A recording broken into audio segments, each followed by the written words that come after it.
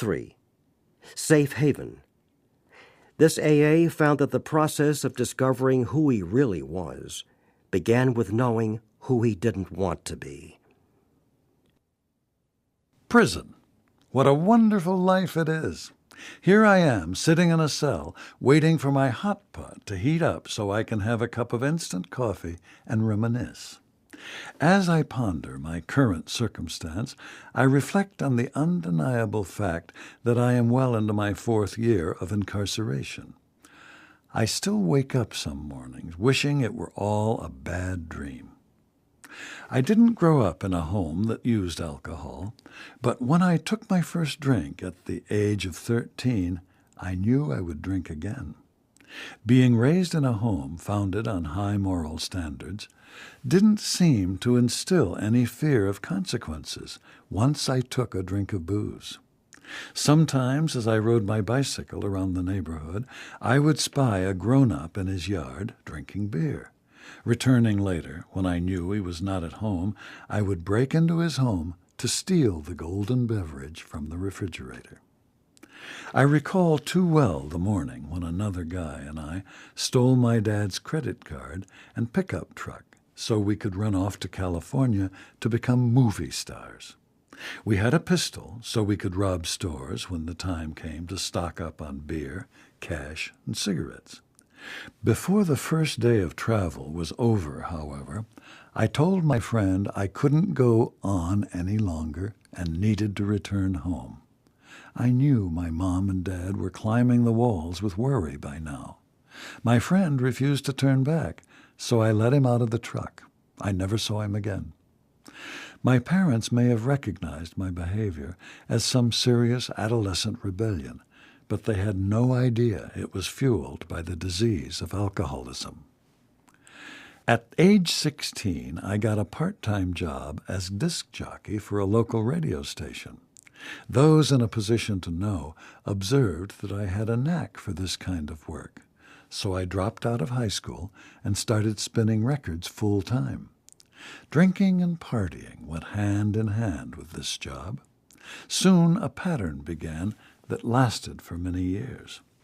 When the alcoholism became obvious to my employers and began to affect my job performance, I would simply resign and seek employment with another broadcasting company. I recall one day when I was doing a midday show, I realized I could not go another minute without a drink. I put on an album and quietly walked out of the radio station unnoticed. I drove to a liquor store and bought a bottle of whiskey, got back in my car, turned on the radio, and started drinking. As I sat there listening to song after song, the album eventually came to an end, and all you could hear was the needle scratching against the turntable. Someone at the station finally realized I was no longer in the control room and put on another record. During my years in the broadcast industry, I worked from time to time as a radio storm chaser. It was my job to use radar information to follow the storm and spot tornadoes, hail, flooding, and storm-related hazards or damage. I would then use a cellular phone in my vehicle to give live reports over the radio while chasing the storm. One night, the storm was extremely turbulent. Our listening audience was larger than ever as I gave my live report, sounding as if I were on the front lines of a war zone. The following day, a newspaper honored our station with a nice article about the professional job we did on weather coverage. But what no one knew was that all of those professional storm reports were called in from the safety of my back patio as I ad-libbed a little better with each fresh glass of bourbon and cola. Periodically, I worked as a broadcast journalist and reported many news stories on location. I regularly drank on the job and was frequently loaded when calls came in about alcohol-related automobile accidents. There I was, with microphone in one hand and flask in the other, as I jumped into the news van and rushed to the scene of an accident just as drunk, or more so, than the one who caused it. It was inevitable that I would one day become the news, rather than just report it. by causing a serious accident as a result of my drinking. I had experienced run-ins with the law several times for not paying fines, public intoxication, fighting, and driving while intoxicated, but nothing could compare with the time the police asked me to come downtown for questioning concerning a murder. I had been drinking the night before and had gotten involved in a dangerous incident. I knew I hadn't committed a murder, but here I was being considered a prime suspect. An hour or two into questioning, it was determined that I had not committed the crime, and I was released. This was quite enough to get my full attention, though. I went home and called a friend I had seen at the local mall a week earlier. I hadn't talked to her for a couple of years, but I had noticed how different she looked and behaved. As we spoke, she said she hadn't had a drink for over a year. She told me about a group of friends who were helping her stay sober. I lied to her and claimed I hadn't had a drink myself for quite some time. I don't think she believed me, but she gave me her phone number and encouraged me to call if I would like to meet her friends. Later, when I worked up the nerve to call her, I admitted that I had a drinking problem and wanted to stop. She picked me up and took me to my first AA meeting. In Alcoholics Anonymous, I knew I had found a protective haven. But during the ensuing 4.5 years, I fell into the category known in AA parlance as a chronic slipper. I might get a good 6 months of sobriety under my belt, but then I would get a bottle to celebrate. I did all the things that were suggested for me not to do.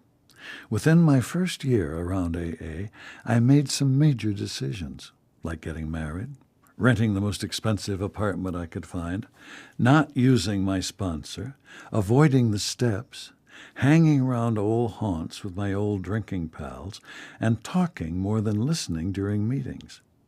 In short, I wasn't responding to the miracle of AA.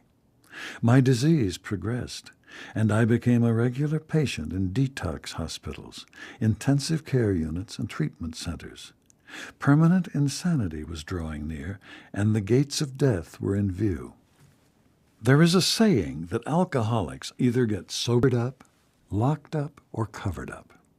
Since I was not genuinely willing to do what it took to get sobered up, I had the other options to face. I never dreamed it would happen so quickly. It was a beautiful September weekend just before Labor Day. I made the decision to buy a case of beer and a bottle of wine. Later in the evening, I drank whiskey on top of the beer and wine, blacked out, committed a drunken crime, was arrested, and within 10 days was convicted and sentenced to 20 years in prison. I guess an alcoholic death can come in much the same way. I drink, I black out, I die.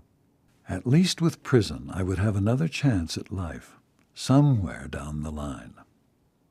I can't start to describe the forced humility that is placed upon an alcoholic who comes to prison.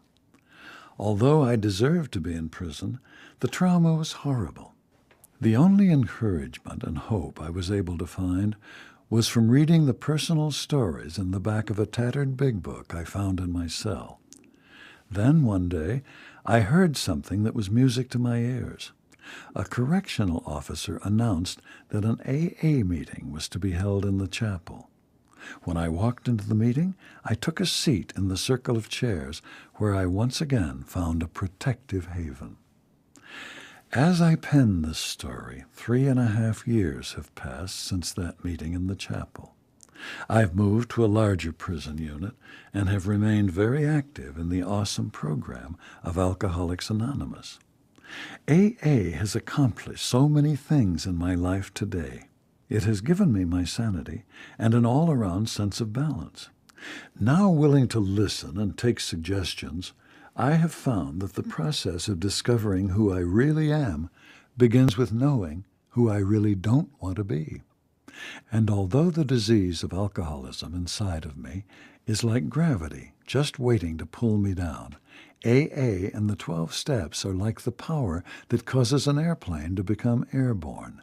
It only works when the pilot is doing the right things to make it work. So, as I have worked the program, I have grown emotionally and intellectually. I not only have peace with God, I have the peace of God through an active God consciousness. I have not only recovered from alcoholism, I have become whole in person, body, spirit, soul. I've had one God thing after another happen to me since submitting myself to the principles of AA. The trial officials who convicted me and the victims of my crime have all decided to support my early release from prison. Coincidence? I think not.